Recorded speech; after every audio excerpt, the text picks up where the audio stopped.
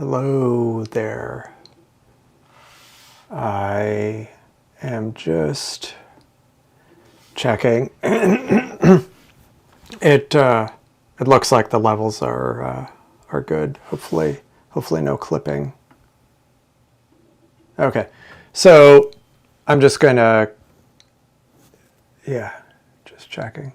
All right, so this is going to be another Seestar heavy stream. Why? It's because I've been having a lot of fun with it. It's all-in-one design, and the quick setup and teardown has been great. And I haven't been this engrossed in astronomy in maybe many years. If you're watching this later, I'm going to add chapter markers after the stream. And so, yeah. I'm going to be, so the things I'm going to go over, I got a couple of accessories for the Seestar. I'm going to talk about the firmware update that came out a couple weeks ago, the big update that came out. This weather app that I've been using recently that I've been finding invaluable. Had some good weather this week and got a little bit of observation done. I'm going to briefly touch on the Eclipse, which is just over 3 months away. I'll be doing a video about it, and that'll come out in a couple weeks. But in the meantime, I'll kind of briefly go over it a little bit. And then at the end, one last thing, which kind of been pretty happy with. So the first thing, the accessory. So the Seestar comes with this solar filter, and some people have been, it just kind of pops into the, there's a recess in front of the main lens, and it just kind of pressure fits in place. And there's people who've been busy creating things that clip in to that, and I just ordered a couple of them. This is I got these from Agena Astro. I'll link it in the description. But this is a dust cover for the lens, for the telescope, and it doesn't come with one. It usually when it's powered off, the lens is underneath here. It kind of folds in on itself. But if you want a filter, I mean a cover, these are a few bucks. They're 3D printed, but very nice quality. So that's nice. I also got a Bahtinov mask, which helps with fine focus. You can get these for a lot of other telescopes. They're not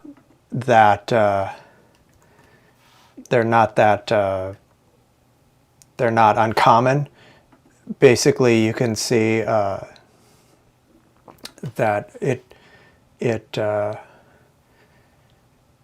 allows you. It creates a diffraction spike around stars, and by fine-tuning, by adjusting the focus, and you kind of align the spikes, you can get more precise focus than you might be able to otherwise. That said, the autofocus on the Seestar I found is pretty good, but there might be other times where you want to get it a little bit more accurate. There's also another thing that I haven't gotten is an adapter for general filters, like light pollution filters, third-party ones. The Seestar has a built-in light pollution filter, but there are third-party. There's a lot of good ones out there, and some of them cost more than about as much as the Seestar itself. And people have 3D printed the adapters where you can adapt those to the Seestar if you want to do something a bit more specialized or something. So one of the things that, so next, the firmware features. One of the things that has come out, hey. So this is a live view on my other Seestar of the sun, but let's go. So you can see Seestar that there are a few new settings under advanced. There are different exposures you can set. By default, it takes 10-second exposures when you're doing deep sky photos. They said that the signal to noise ratio and trailing becomes can be more pronounced at 20 and 30 seconds. I tried 20 seconds and I noticed some trailing, but I've been having a hard time with windy nights that have been causing trailing anyway. So I've seen some people say that they found 20 seconds was the sweet spot, but that might vary based on light pollution levels. I'm not sure. So another feature that has been in there for a while that is under Wi-Fi. You can turn on something called station mode. By default, when the Seestar wants the app, like a lot of IoT devices, it wants you to connect to a built-in hotspot when you connect to the telescope. But in station mode, it acts as just a normal device on your Wi-Fi. So you don't have to be right next to the telescope. Just so long as you and the telescope can see the same Wi-Fi network, you can control it remotely. Like, for example, now the other Seestar is on the other side of the house, and there's walls, and the direct connection is kind of tricky. But when you in station mode, you don't have to deal. It helps fix a lot of that. But one thing, when you have station mode turned on, you can do this get RTSP address here, and it will show you this stream address. And it doesn't work in deep sky mode, but it works in planetary and sun and moon mode. But you can connect to it over the network. And so here's an example. So this is not through the app. Before I was showing the sun through the Seestar app. Here I'm actually, that way. Here I'm actually streaming RTSP, real-time streaming protocol, I think, directly from the telescope over my Wi-Fi. And then in the streaming software I have it set up as another camera, as a remote, as an IP camera.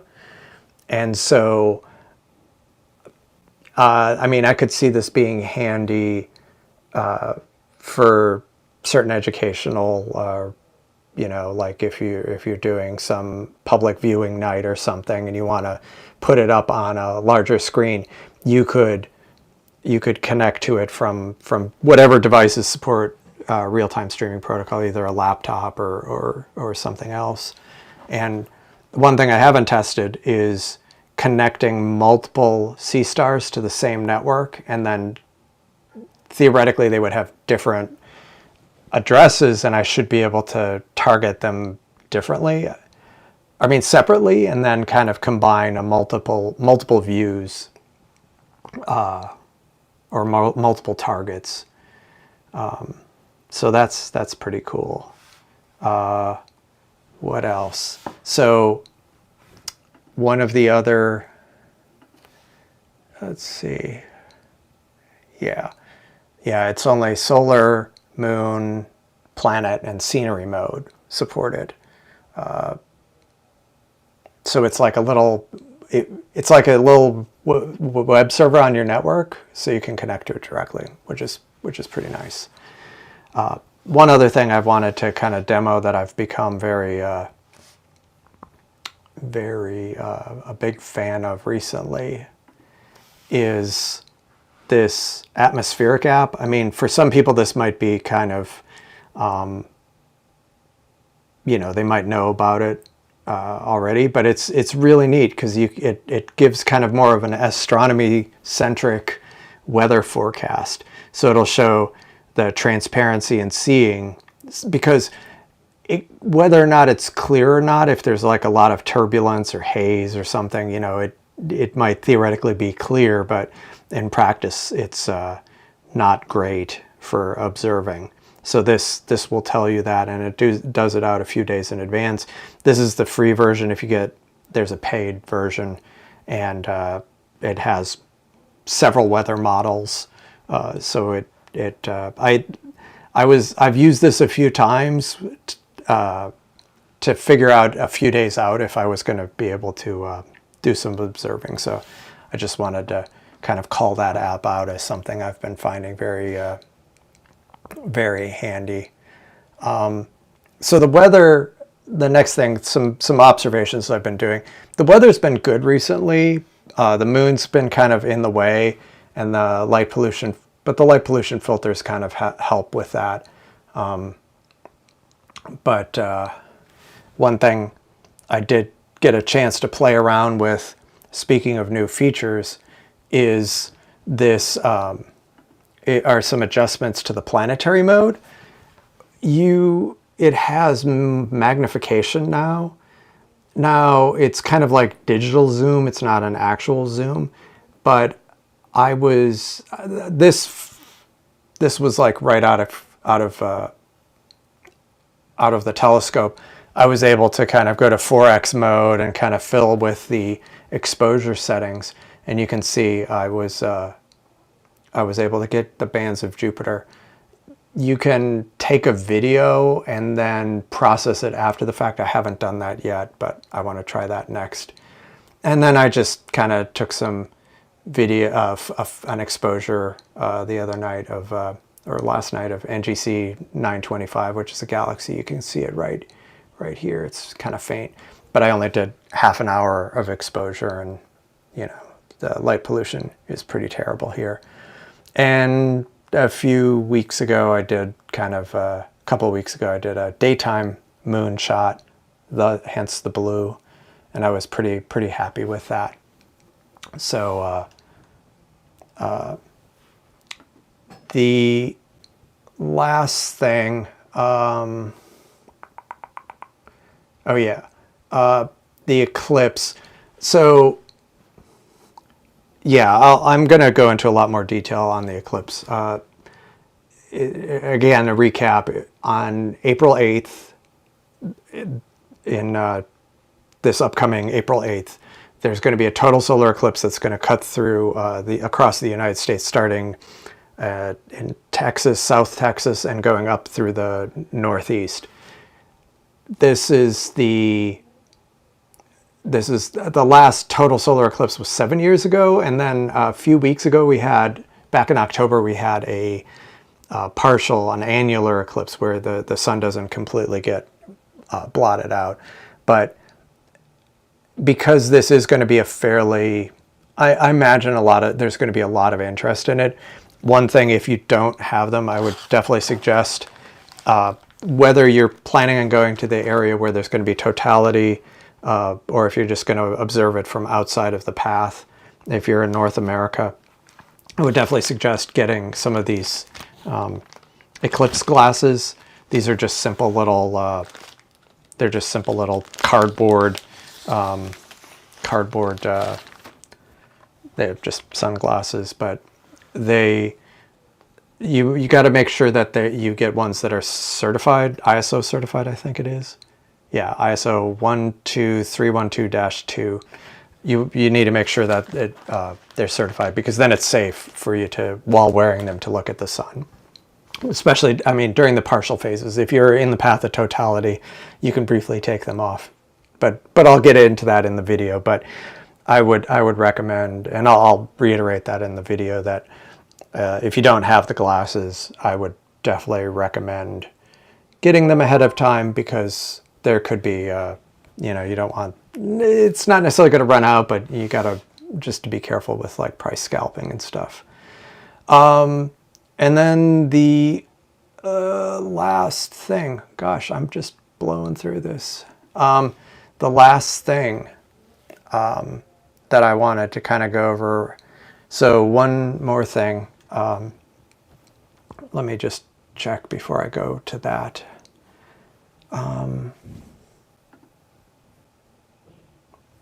Yeah, hold on.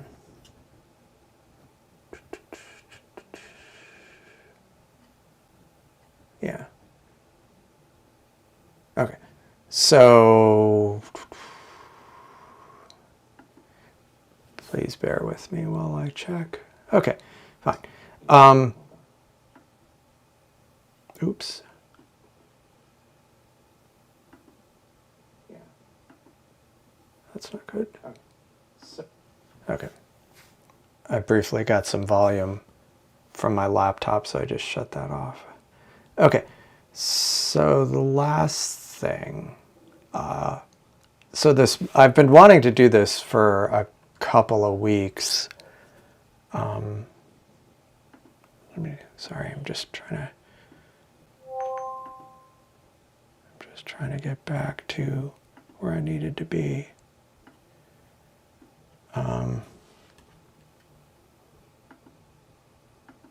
Okay.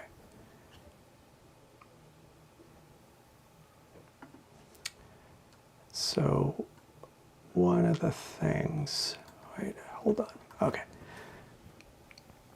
So one last thing. I've been wanting to do this for a few weeks.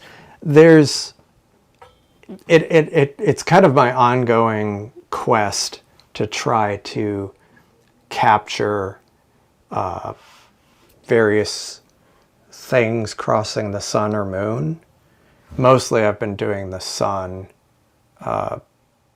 Like I had gotten some video of a bird crossing the sun. I've got a few different planes crossing the sun, one of which was pretty impressive because it was fairly low. It was like a Southwest Airlines jet.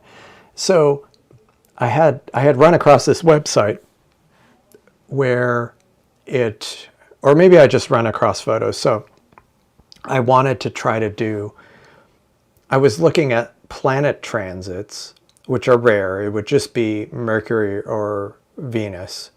And Venus, there's none anytime soon. And I mean, like we're talking, I think, decades. Mercury, it happens more often, but even then it's kind of not as common. But one thing that is more common is satellites. The problem is most satellites are pretty tiny, and so you wouldn't be able to video it. You wouldn't be able to capture it. But there are a couple things that are bigger. One is the Hubble Space Telescope. One is the Chinese space station, and the other is the International Space Station. So I'd found a website, which I'll link it in kind of the show notes, that lets you find out when the International Space Station is going to transit either the sun or the moon. It takes your location, and then it'll show you, you know, it'll tell you what days. It's because orbits change, it's only accurate out to a couple of weeks, although it will show predictions further out. And so you could say, like, okay, within 100 kilometers of where I live, show me whenever there's going to be some upcoming transits. And so I'd been watching it, and there'd been a few nearby, but they didn't, the weather didn't cooperate, or there were other things going on, and I wasn't able to do it. Or they were too far. Like one of them was over like 200 kilometers away, and I wasn't going to drive that far. Well, this one showed up that was going to be today, actually, and it was only about 10, 15 kilometers from my house, like 10 miles. And so I thought I'd give it a try. Now, it was kind of a cold morning, and I found basically a park that was on the center line. and I'll post a video of it. I'll post a video of it over the weekend. But basically, let me go back to my share. Okay, so basically, I started recording. Whoa, I've got multiple. Let me close that. Okay, cool. Okay, so anyway, long story short, I went out there and sat there for about 20 minutes this morning, and I started the Seestar recording and just kept recording. And after I had an astronomy app that let me see if I can bring it up real quick.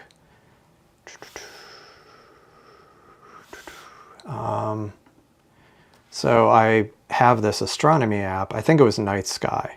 Yeah. So you can basically I picked the International Space Station, and keeps trying to upsell me.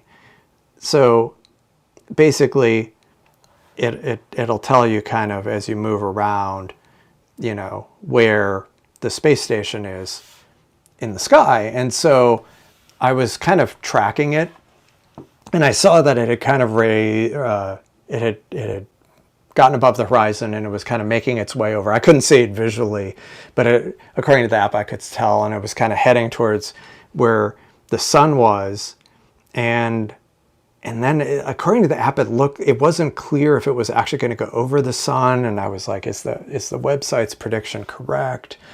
Anyway, I recorded it, I played it back while I was there, but I was standing in the sun and I couldn't really tell. But then when I got back home, I played it back. And I just extracted the 2 seconds from when it happened. But do you see that? Did you see that?